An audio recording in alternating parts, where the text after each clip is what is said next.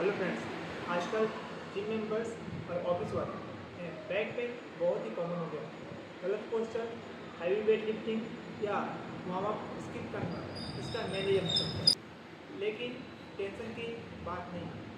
सही exercise, stretching और professional physiotherapist से बैक पेन इजीली क्योर हो सकता है।